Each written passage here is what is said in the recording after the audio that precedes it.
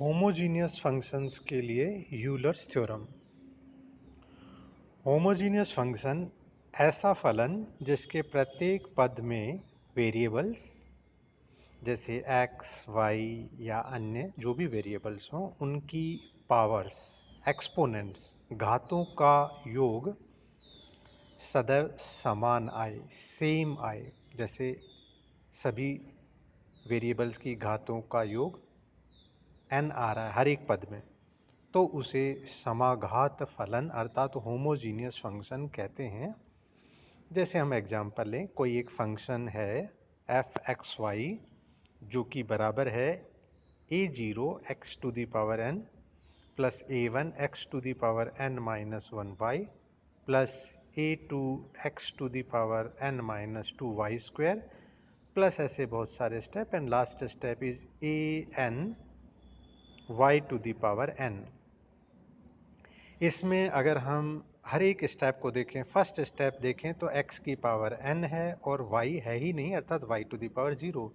इसलिए x की पावर n और y की पावर 0 जोड़ने पर n प्लस 0 इज इक्वल टू n।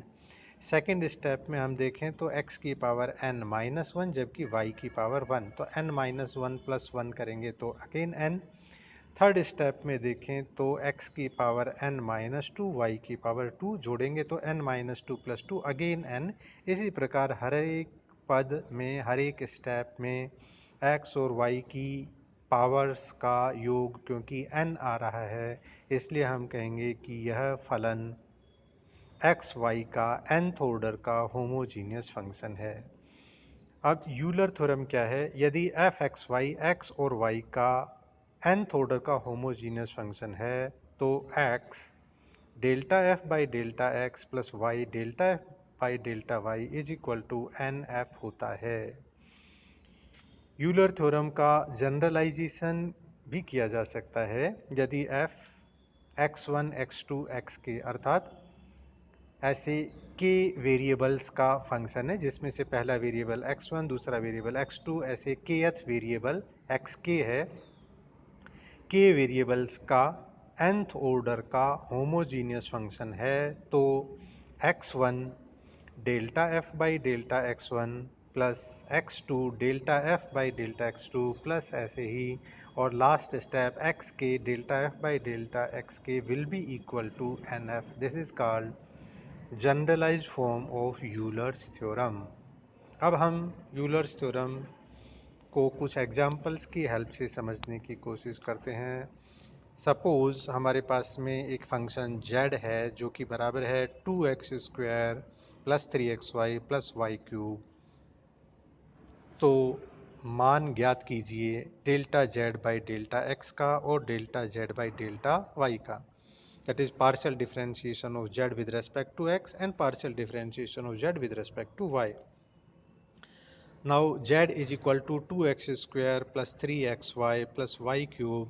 पहले हम इस फंक्शन का x के रेस्पेक्ट में पार्शियल डिफरेंशिएशन करें तो y कांस्टेंट रहेगा और x वेरिएबल होगा, तो 2 ऐसे कैसा, और x स्क्वायर का हम डिफरेंशिएशन करेंगे तो 2x, तो 2 into 2x is equal to 4x, और प्लस दूसरा पद में 3 कांस्टेंट y कांस्टेंट, ये ऐसे कैसे रहेंगे, और x का with respect to x differentiation करेंगे तो 1 आ जाएगा, इसलिए 4x plus 3y।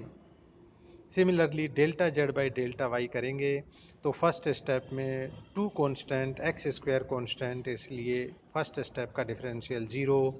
Second step में 3 कांस्टेंट x कांस्टेंट, इसलिए और y का डिफरेंशिएशन करेंगे विद रिस्पेक्ट टू y तो 1 आ जाएगा, इसलिए 3x इंटू 1 इज 3x, और प्लस y क्यूब का with respect to y differentiation करेंगे तो n x to the power n minus 1 फॉर्मूले से 3y to the power 3 minus 1 that is 3y square.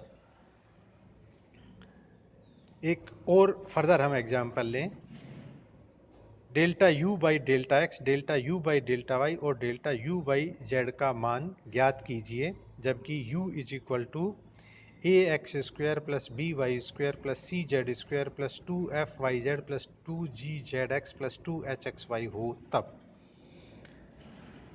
अब u का फंक्शन का हमारे को वैल्यू दे रखी है, पहले हम x के सापेक्ष पार्शियल डिफरेंशिएशन करेंगे तो क्योंकि पार्शियल डिफरेंशिएशन x के सापेक्ष हो रहा है इसलिए y और z कांस्टेंट रहेंगे, इसलिए delta u by delta x will be equal to 2ax plus 2gz। Similarly जब हम u का y के सापेक्ष पार्शियल डिफरेंशिएशन करेंगे तब y के अलावा बाकी जो वेरिएबल हैं दैट इज x और z वो कांस्टेंट रहेंगे, इसलिए delta u by delta y will be equal to 2by plus 2hx।